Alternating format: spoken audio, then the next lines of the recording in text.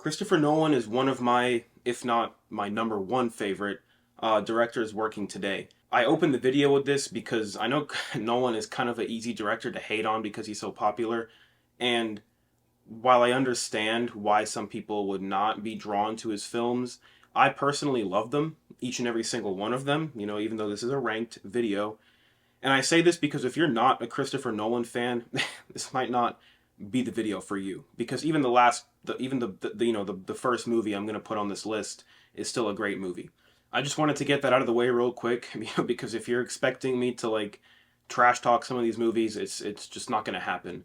I love this director. I love this guy. I could sit here and talk to you about why, but I'll let my discussion of the movies do the talking because this video is probably already going to be long enough. I'm going to have to regulate my discussion on each of these films as best I can. So anyway, with all that out of the way, let's get into the video.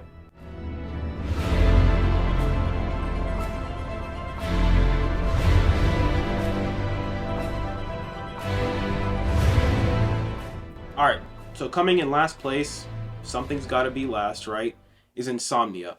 And now, let me just say this right away, real quick. Insomnia is a great movie. It's underrated as hell. Not many people really know about this movie.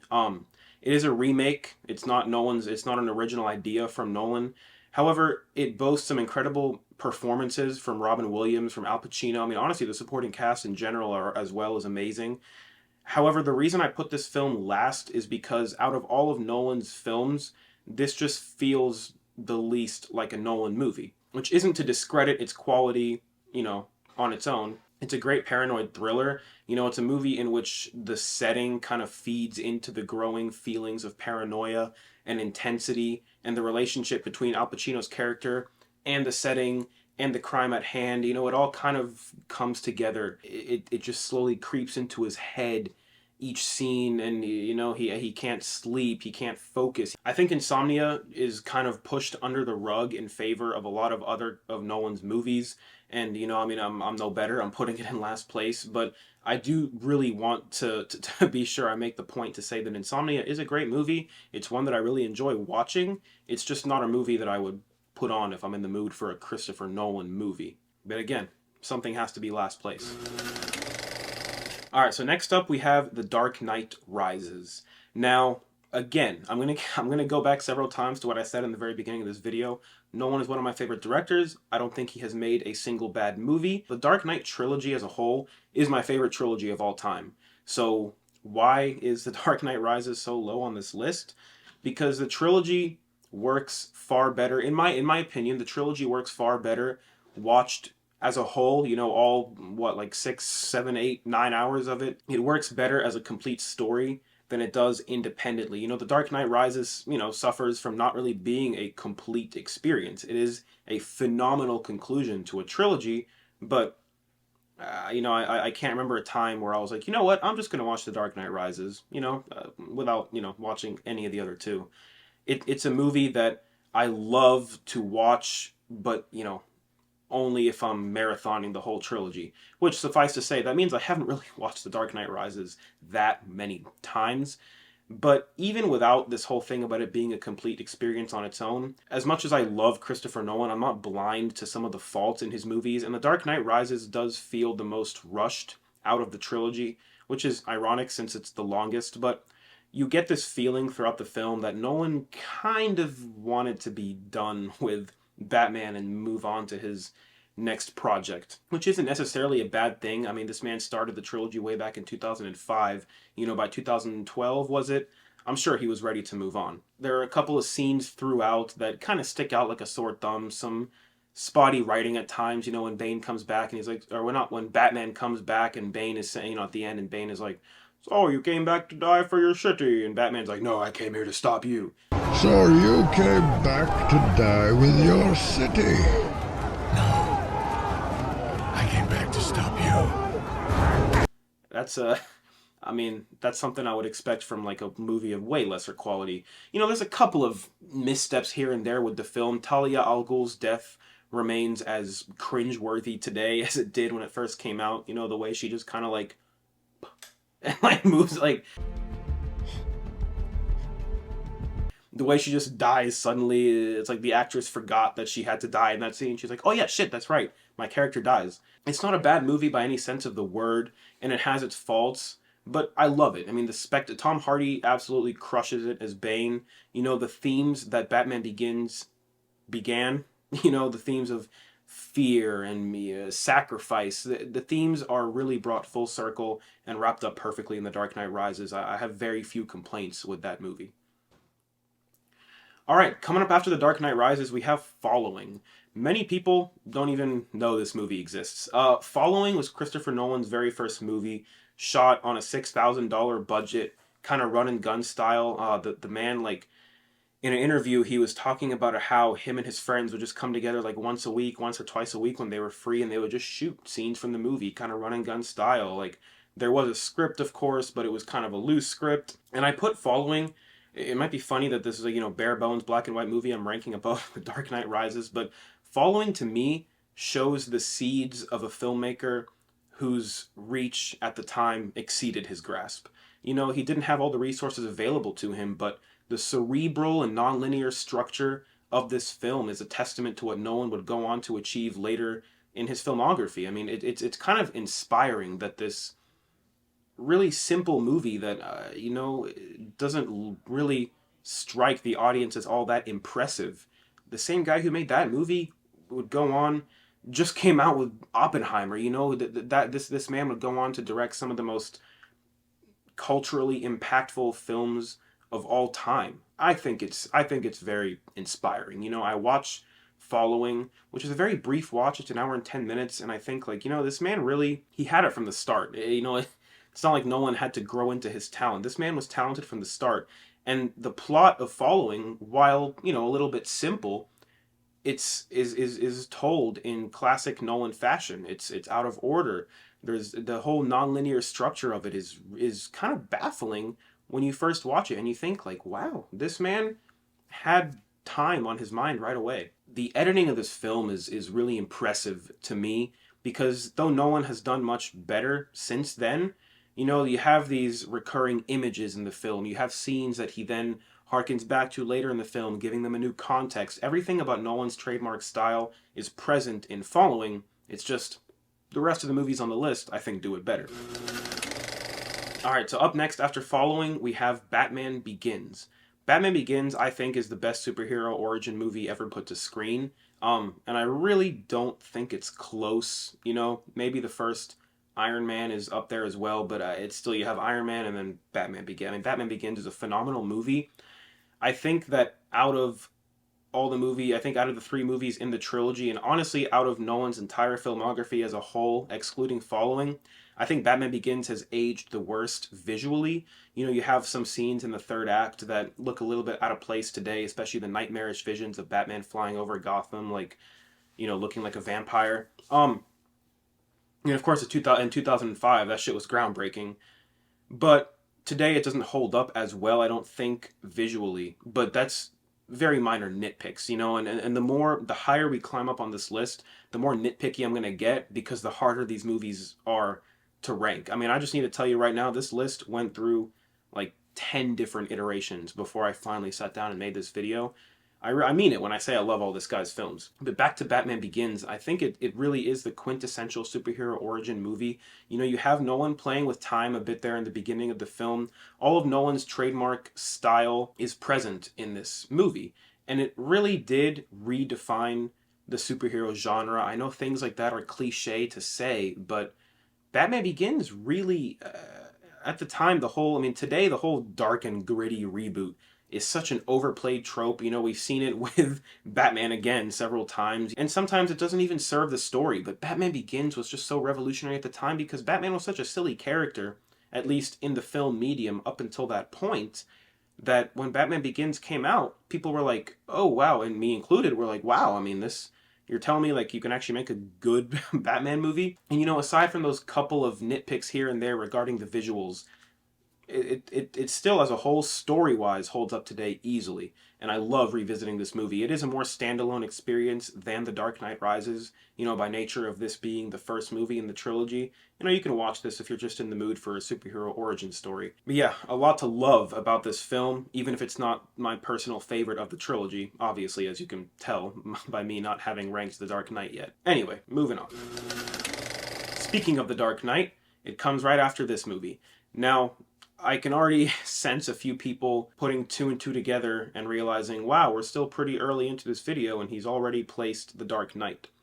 Let me make something very clear. If Batman Begins reinvented the superhero genre, The Dark Knight revolutionized it. The Dark Knight is the quintessential superhero movie, and it's a very perfect case of sometimes things are popular for a reason. Sometimes things are popular because they are genuinely good. And The Dark Knight is one of those movies. It is a damn near perfect film. I think it is phenomenal. The only reason I don't rank it towards the top of my list is because I do think that The Dark Knight is leaps and bounds better when watched, in context of the entire trilogy than it is on its own. It is the most standalone of the trilogy by a large margin, in my opinion, and you can easily watch this movie standalone and be satisfied. I mean, I do it all the time. I know friends who do it all the time. You can watch The Dark Knight by itself. One of the many strengths of the film is that it is a standalone experience for the most part, but the experience is just bolstered tenfold by watching Batman Begins first and then popping in The Dark Knight Rises disc in right afterwards. I'm not going to spend too much time singing this movie's praises because what can I say that hasn't already been said? You have Heath Ledger's legendary performance as the Joker. I mean, this movie really is just a great crime thriller that happens to feature Batman, and that's the greatest strength of it, that it's an actually great movie first and a superhero movie second. And much like Batman Begins, today, this style of superhero film may be seen as overdone and cliche and would spark some eye rolling. For me too, honestly.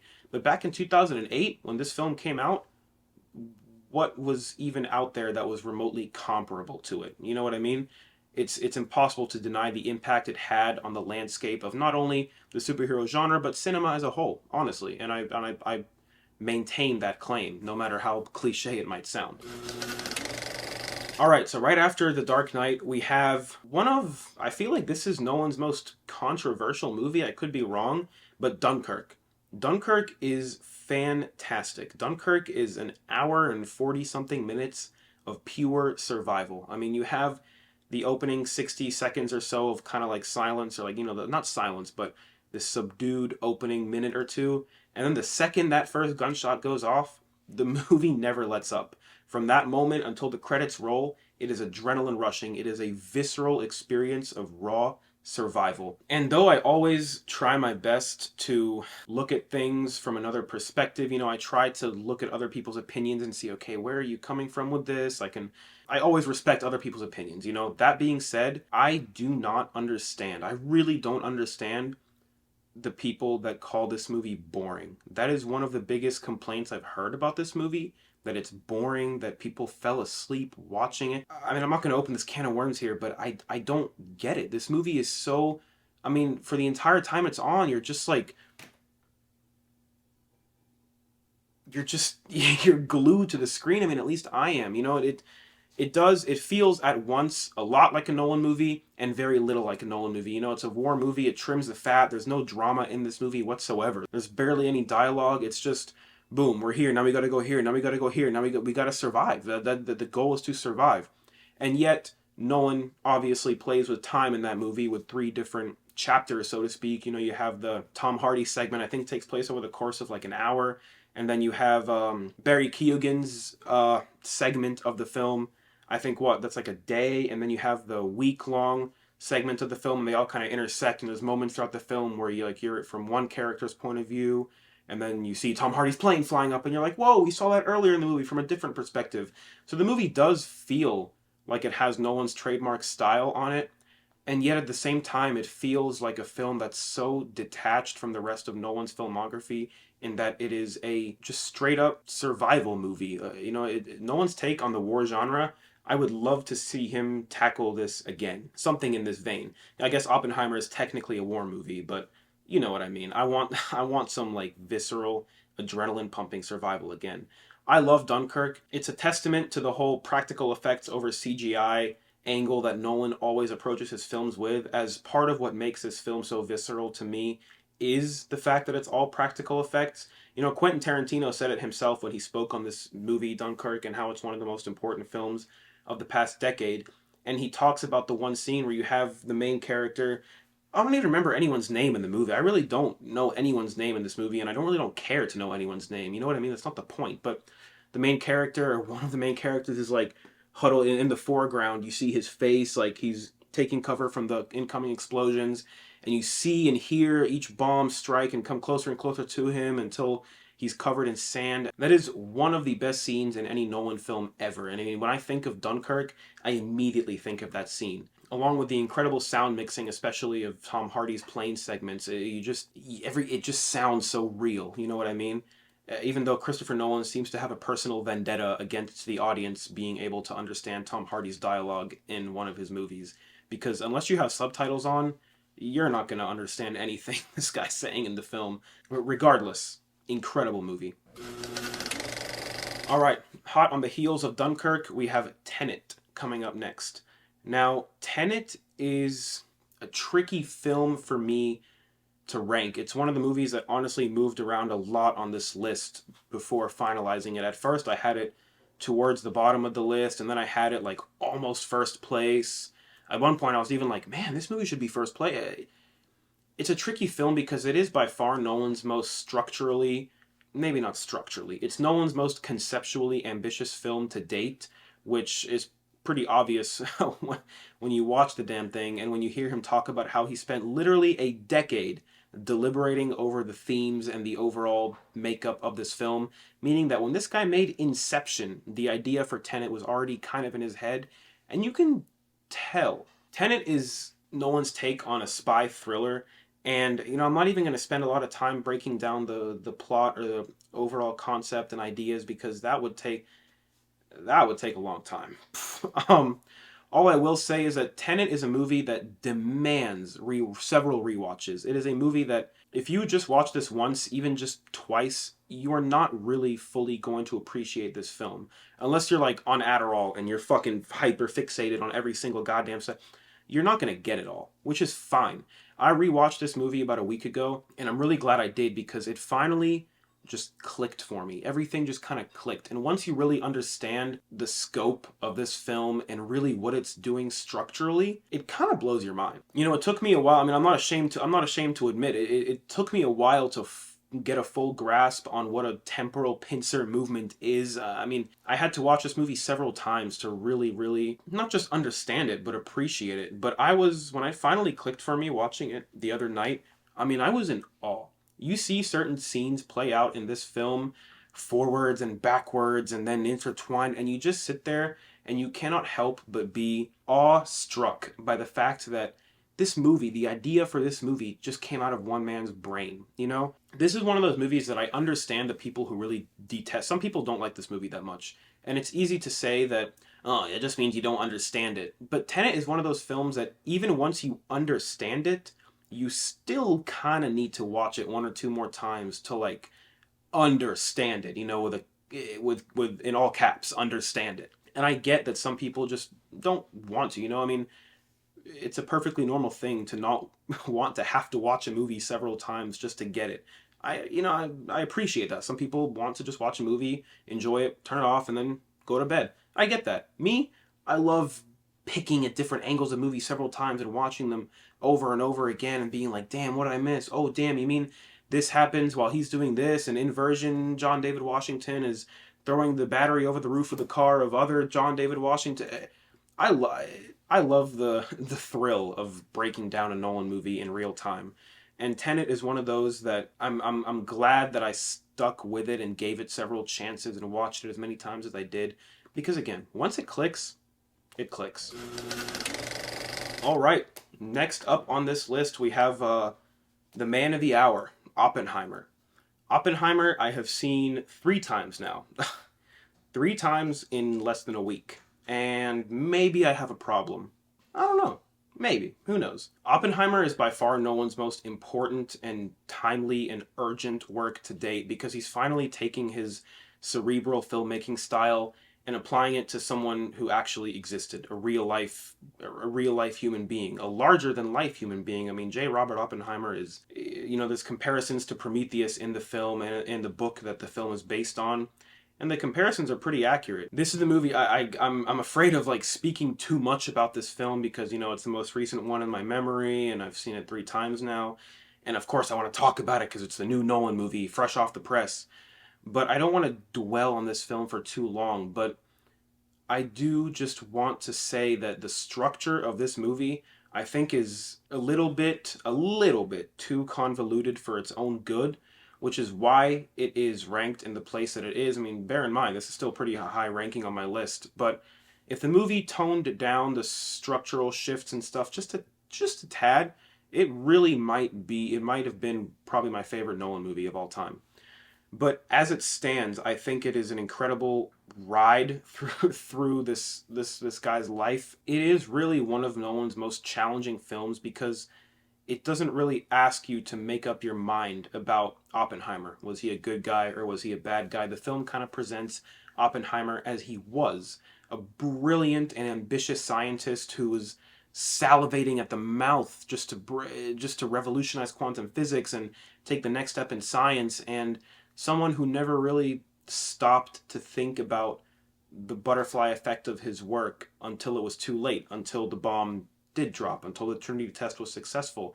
There's a great scene in this film, right after the Trinity test explosion goes off, the very next scene, or one of the very next scenes, is almost in complete silence as he watches these bombs now being boarded up into wooden crates and driven away from Los Alamos. And it's one of the most poignant scenes of the movie because you have arguably the greatest spectacle in modern cinema of the past decade, aka the Trinity test explosion. Staggering scene, incredible filmmaking in that scene, and then which is followed up by this like the beginning of what becomes this nightmare. The third act of this movie, like after the bomb goes off towards the end, is just an ever growing nightmare as you realize that this stuff actually happened. This isn't a spoiler to say this is history, but once Oppenheimer proved that the bomb worked, the government kind of was like, all right, we don't really need you anymore, man. Like, we don't need you speaking about your opinions anymore. We don't really care what you think anymore. We know that this weapon exists, and now we're going to take off and do our thing with it. It really fucking sucks, but that's history. And the final line of this movie, along with the visuals that accompanies it, is one that is going to be like living rent-free in my head for the foreseeable future. I mean, this movie really is a haunting nightmare. It is a challenging movie to stomach. I went into this movie thinking that like, oh, I'm gonna be sympathetic for Oppenheimer. I didn't know the full history of Oppenheimer. I knew obviously that he created the bomb. I knew that he had some moral qualms. If you saw the movie, then you know why I'm chuckling. But I know that the fallout, no pun intended, of the Trinity test really wasn't what Oppenheimer wanted it to be. But I didn't know the full story. I didn't really know how systematic this thing got. It's a lot to process because Oppenheimer was, at the end of the day, a complicated individual. He was very brilliant, but he had a bit too much faith in humanity for his own good, it's kind of sad that I have to put it that way. It's a very challenging experience, but it's one that I'm glad I've seen 3 times now in theaters.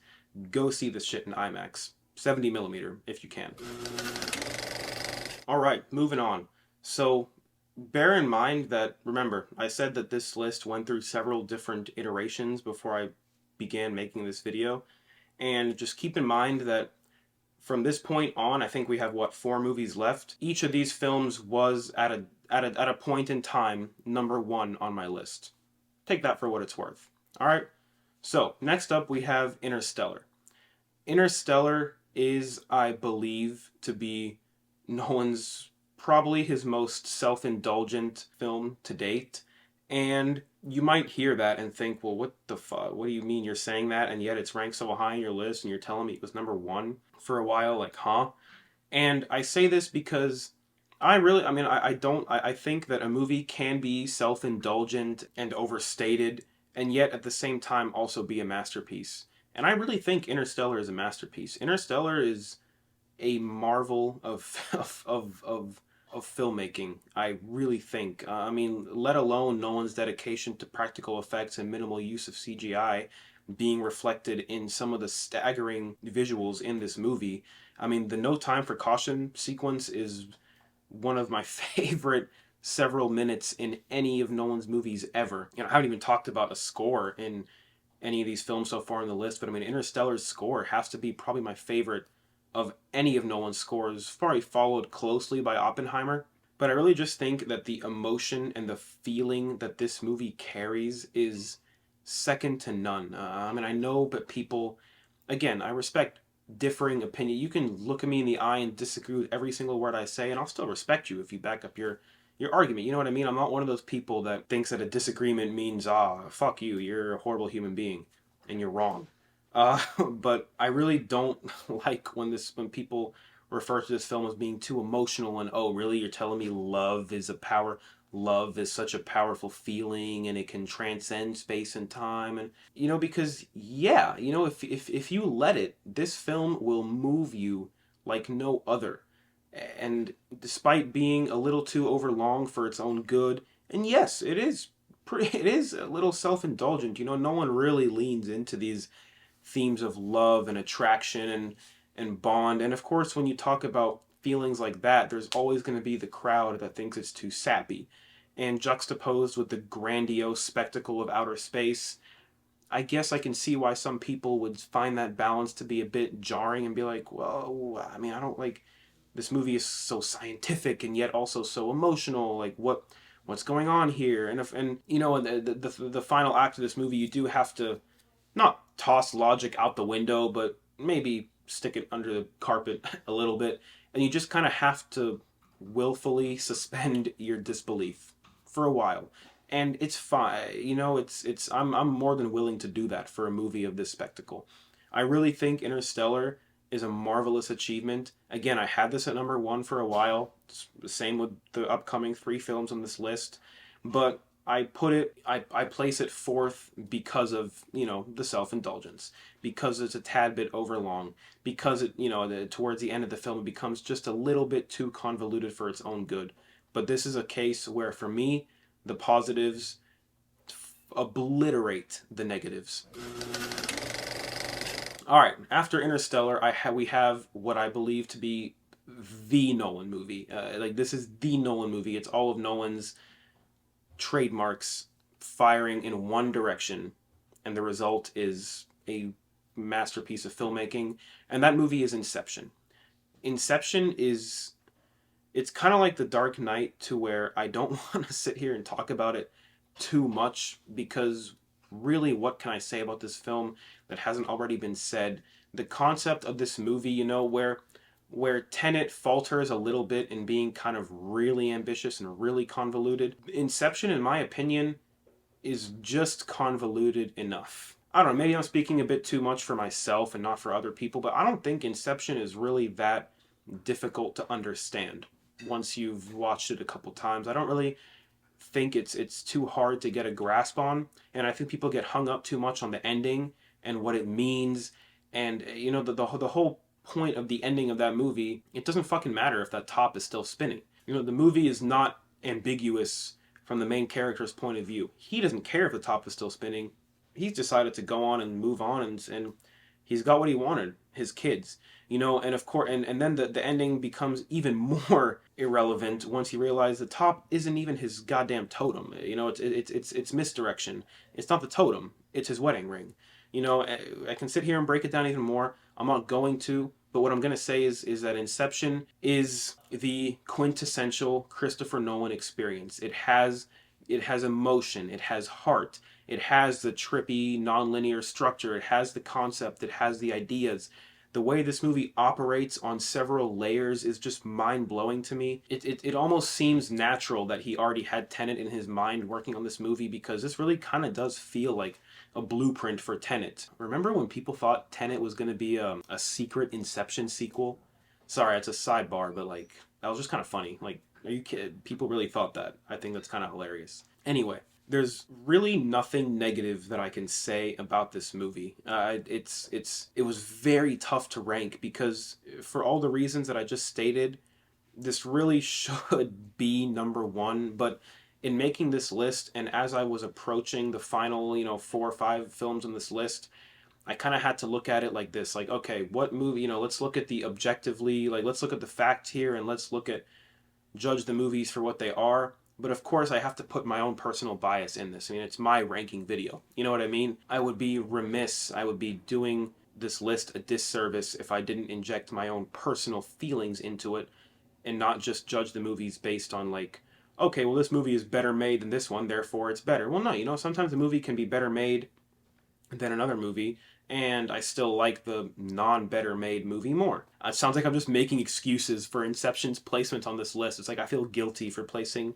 Inception as number 3, but it's no fault of the film itself. I just personally enjoy the other 2 movies just a little bit more, just a tiny bit more. But for what this film achieved, Inception paved the way for a lot of cheap knockoffs and directors that tried to replicate what Inception did stylistically and just never could. Inception is one of the most culturally significant films of our time, I really think, and it's a testament to Christopher Nolan as a director. I mean, even people who don't like Nolan for whatever reason, very few of them I've found can deny Inception's power. It's a very moving film, and once you really understand how this thing operates on the different layers of the dream world, it just kind of, it silences you, and you really have no choice but to just sit back and take it in. All right, coming up after Inception, Memento. Memento, again, all these movies were number 1 for a while, depending on the iteration of this list. Memento, I think, is probably the single best made Nolan film. Remember what I was just saying about best made versus, emotional feelings and personal attachment. I really think Memento structurally is, if I was judging these movies just on how they were made, technically, I probably would put Memento as number 1. Memento came out, like 20 something years ago, a little over 20 years ago.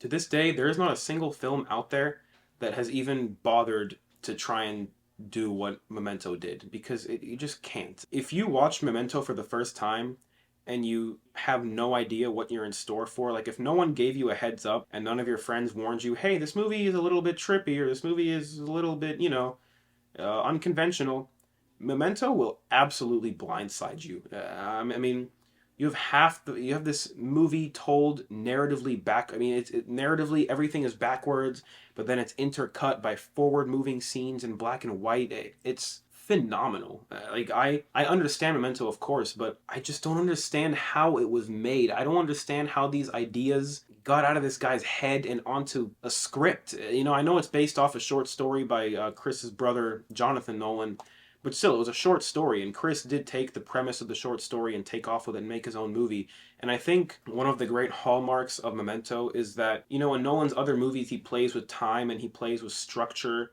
and non-linearity. But in Memento's case, the structure and non-linearity is very much part of the main character's psyche. Lenny, as a character, has amnesia. He can't remember things. Things happen and he quickly forgets them.